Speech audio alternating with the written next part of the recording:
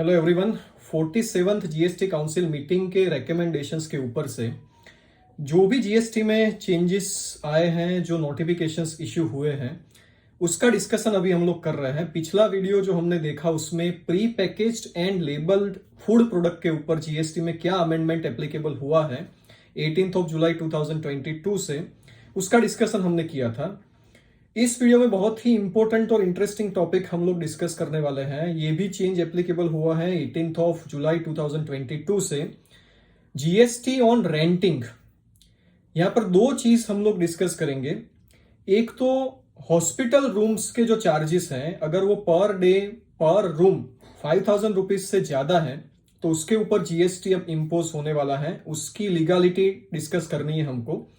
और दूसरा, residential dwellings को जब रेंट पे देते हैं उसमें किस तरीके से टैक्सेशन होगा, उसमें क्या चेंज आया है, ये हम लोग डिस्कस करेंगे। इन दोनों इश्यूज के जो लीगल एस्पेक्ट्स हैं उसको भी मैं थोड़ा एक्सप्लेन करना चाहूंगा इस वीडियो में। तो ये दोनों चीजें हम लोग डिस्कस कर रहे हैं। तो सबसे पहले जो हॉस्पिटल्स के लिए जीएसटी में चेंजेस आया है उसका डिस्कशन करेंगे। 74 नंबर की एंट्री है एग्जम्पशन नोटिफिकेशन में, जो हेल्थ केयर सर्विसेज को एग्जम्प्ट करती है जीएसटी में से, उसको अमेंड किया गया है। और एक रेट नोटिफिकेशन में एंट्री इंसर्ट की गई है कि जिसमें अगर हॉस्पिटल में room charges 5,000 rupees per day से ज्यादा है तो उसके ऊपर जीएसटी लगेगा। लेकिन अगर ये जो रूम चार्जेस हैं वो आईसीयू के लिए, सीसीयू के लिए, आईसीसीयू के लिए और एनआईसीयू के लिए है तो उस पे ये जीएसटी एप्लीकेबल नहीं होगा। 5% का जीएसटी का रेट रहेगा अगर 5,000 रुपीज पर डे से ज्यादा का रूम चार्ज है हॉस्पिटल में। तो ये एक चेंज इंप्लीमेंट हुआ है।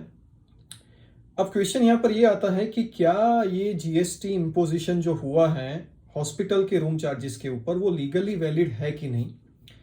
दोस्तों, यहां पर मैं आपका ध्यान ड्रॉ करना चाहूंगा।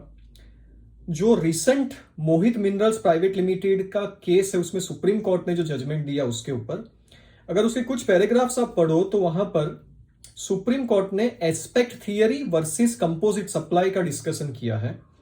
और गुजरात हाईकोर्ट का जो जजमेंट था मोहित मिनरल वाले केस में, उसका जो ऑब्जर्वेशन है अबाउट द कंपोजिट सप्लाई वो सुप्रीम कोर्ट ने एक्सेप्ट किया है इस केस में, जहां पर ऐसा बोला गया है कि जीएसटी का इंटेंशन कोई कंबाइंड सर्विसेज को या कंबाइंड सप्लाईज को विविसिट करके अलग अलग उसको टैक्स करने का नहीं है।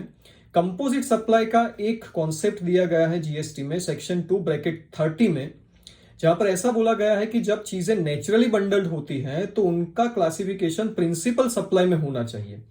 ये जुडिशियली एक्सेप्टेड प्रिंसिपल है जीएसटी में।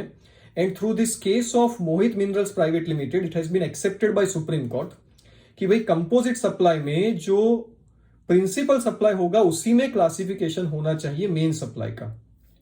अब यहां पर जो अटेम्प्ट किया गया है हेल्थ केयर सर्विस को डिवाइड करने का कि रूम चार्जेस अलग करेंगे, बाकी हेल्थ केयर सर्विसेज को अलग करेंगे, ये क्लियरली सुप्रीम कोर्ट के डिसीजन से और जो जीएसटी का जो कॉन्सेप्ट है कंपोजिट सप्लाई का उसके अगेंस्ट में जाता मुझे दिख रहा है। क्योंकि हेल्थ केयर सर्विस में कोई भी पर्सन रूम रेंट के लिए हॉस्पिटल में एडमिट नहीं होता है, वो हेल्थ केयर सर्विस लेने के लिए एडमिट होता है। तो रूम चार्जेस भी हेल्थ केयर सर्विस का ही पार्ट है, इसको अलग से हम लोग बाइफरकेट करके टैक्स नहीं कर सकते। This is my opinion. In the days to come this will be tested in the court of law. फिर हम लोग देखेंगे कि कोर्ट अपना क्या ओपिनियन या क्या जजमेंट इसके बारे में देती है। पर प्रेजेंटली लॉ इस तरीके से है और ये नोटिफिकेशन आपको बता रहा है कि 5,000 रुपए से ज्यादा का अगर रूम चार्ज है then it will be taxed at 5% without input tax credit. अब हॉस्पिटल की बात करने के बाद होटल, गेस्ट हाउस, इन सब चीजों में जीएसटी में चेंज हुआ है। और रेसिडेंशियल ड्वेलिंग का रेंटिंग है उसमें भी जीएसटी में चेंज हुआ है। उसमें क्या अमेंडमेंट है और उसके कुछ लीगल एस्पेक्ट्स हम लोग डिस्कस करेंगे। होटल्स और गेस्ट हाउस, इन सारी कॉमर्शियल चीजों के लिए, कॉमर्शियल प्लेसेस के लिए अब तक ऐसा था कि 1,000 रुपए से ज्यादा का अगर टैरिफ नहीं है पर डे का तो उनको जीएसटी नहीं भरना था। अब इस एग्जम्पशन को निकाल दिया गया है और ऐसा बोला गया है कि 7,500 रुपए पर डे पर रूम का अगर आपका टैरिफ है तब तक आपको 12% के हिसाब से जीएसटी पे करना पड़ेगा। तो 1,000 रुपए की जो एग्जम्पशन की लिमिट थी पर डे पर रूम वाली, उसको निकाल दिया गया है। ये कॉमर्शियल प्लेसेस की हम लोगों ने बात की। अब बात करते हैं रेसिडेंशियल ड्वेलिंग, अगर हम लोग रेंट पे दे रहे हैं तो उसके ऊपर जीएसटी लगेगा या नहीं लगेगा, किन किन सिचुएशन में लगेगा। तो residential dwelling given on rent for residential purpose was exempt. तो ये नोटिफिकेशन आया तब तक ये सिचुएशन थी कि अगर रेसिडेंशियल ड्वेलिंग है और उसको रेसिडेंशियल पर्पस के लिए आपने रेंट पे दिया है तो उसके ऊपर जीएसटी नहीं लगेगा। This was the situation. इसको अब चेंज किया गया है। चेंज क्या किया गया है, अगर आप रिकमेंडेशन पढ़ें तो उसमें ऐसा लिखा था कि भाई residential dwelling given on rent to business entities, तो उसको टैक्स करने का रिकमेंडेशन है 47 जीएसटी काउंसिल मीटिंग में जो रिकमेंडेशन दिया है उसमें। अब जो नोटिफिकेशन इश्यू हुआ है उसमें ऐसा चेंज किया गया कि ये जो एग्जम्पशन था residential dwelling given on rent for residential purpose, उसमें कंडीशन ऐसी डाल दी कि अगर आप रेसिडेंशियल ड्वेलिंग रेंट पे दे रहे हैं रेसिडेंशियल पर्पस के लिए, लेकिन किन को, किसी रजिस्टर्ड पर्सन को, तो उसको ये एग्जम्पशन एप्लीकेबल नहीं होगा।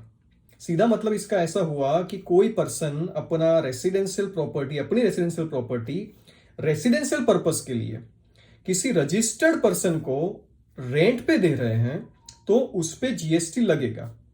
दूसरी चीज इन लोगों ने ये की कि इस पे जीएसटी भरेगा कौन, तो इस पे जीएसटी भरेगा रिसिपिएंट, जो पर्सन रेंट पे ले रहा है इस रेसिडेंशियल ड्वेलिंग को, वो अंडर आरसीएम रिवर्स चार्ज वो इसका जीएसटी पे करेगा। This is the situation. अब इसमें काफी क्वेश्चंस आते हैं कि जैसे पीजी की सर्विस है, पेइंग गेस्ट की सर्विस, क्या उसके ऊपर जीएसटी इंपोज्ड होगा, ये काफी लोगों ने पूछा है। दूसरा क्वेश्चन ये भी आता है कि भाई कोई एम्प्लॉयर है वो अपने एम्प्लॉइज के लिए कोई चीज, कोई रेसिडेंशियल प्रॉपर्टी रेंट पे ले रहे हैं, या तो फिर एम्प्लॉइज ने वो प्रॉपर्टी रेंट पे ली है, उसका रीइंबर्समेंट कर रहा है एम्प्लॉयर, तो उसके ऊपर जीएसटी इंपोज होगा कि नहीं होगा। सबसे पहली बात पीजी सर्विसेज की करते हैं, पेइंग गेस्ट वगैरह सर्विसेज की। तो पेइंग गेस्ट सर्विसेज नॉर्मली दी जाती है रेसिडेंशियल ड्वेलिंग्स में, परमानेंट किस्म का स्टे होता है, लॉन्ग टर्म स्टे होता है उसमें। और जो पीजीज है, पेइंग गेस्ट है, वो रजिस्टर्ड पर्सन नॉर्मली नहीं होता है, तो उस सिचुएशन में जीएसटी उन पे आज की तारीख में एप्लीकेबल नहीं हो सकता। फर्स्ट थिंग ये। दूसरा, एम्प्लॉय ने, किसी ने अगर रेंट पे कोई प्रॉपर्टी ली है रहने के लिए और एम्प्लॉयर उसका रीइंबर्समेंट कर रहा है, तो रिसिपिएंट तो यहां पर एम्प्लॉय ही माना जाएगा, और एम्प्लॉय रजिस्टर्ड नहीं है, इसलिए इस पे भी जीएसटी इंपोज नहीं होगा। हाँ, लेकिन अगर कोई कंपनी है जिसने कुछ फ्लैट्स, कोई रेसिडेंशियल प्रॉपर्टी रेंट पे ली है अपने एम्प्लॉइज के रहने के लिए, रेंट पे कर रही है कंपनी, कंपनी रजिस्टर्ड है, तो इस सिचुएशन में कंपनी को अंडर रिवर्स चार्ज जीएसटी पे करना पड़ेगा। तो यहां पर इंटेंशन बहुत क्लियर है। इंटेंशन ये है कि जो बिजनेस एंटिटीज अपने एम्प्लॉइज को रहने के लिए रेंट पे रेसिडेंशियल प्रॉपर्टीज ले रही है, उनको रिवर्स चार्ज में जीएसटी पे करना पड़ेगा। मान लीजिए कोई प्रोप्राइटरशिप फर्म है जिसका प्रोप्राइटर अपने खुद के रहने के लिए कोई प्रॉपर्टी रेंट पे ले रहा है, कोई रेसिडेंशियल प्रॉपर्टी रेंट पे ले रहा है, तो मेरे ओपिनियन में इसके ऊपर भी जीएसटी इंपोज नहीं होगा, क्योंकि it is not in the course और फर्दरेंस ऑफ बिजनेस। जो चीजें इन द कोर्स और फर्दरेंस ऑफ बिजनेस होती है उसी को हम लोग सप्लाई बोलते हैं under section 7 of the CGST act, तो इस पे भी जीएसटी नहीं लगेगा। इन शॉर्ट द इंटेंशन इतना है कि भाई कोई रजिस्टर्ड एंटिटीज अगर अपने एम्प्लॉइज के लिए इन द कोर्स और फर्दरेंस ऑफ बिजनेस कोई रेसिडेंशियल प्रॉपर्टी रेंट पे ले रही है, तो उस पे रिवर्स चार्ज में उस एंटिटी को, बिजनेस एंटिटी को जो रजिस्टर्ड है, उसको जीएसटी पे करना पड़ेगा।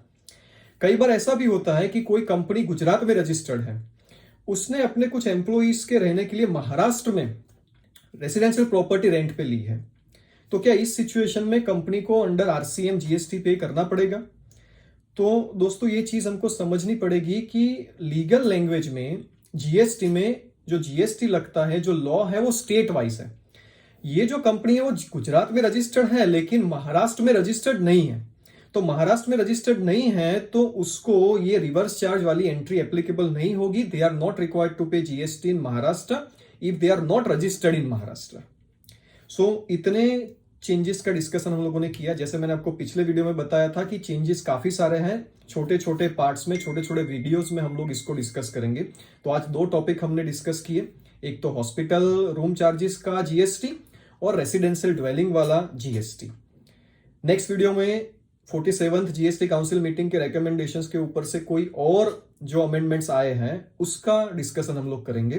कोई क्वेश्चन है, क्वेरी है आपको इसके रिलेटेड, तो you can ask those questions in the comment box friends. Thank you very much.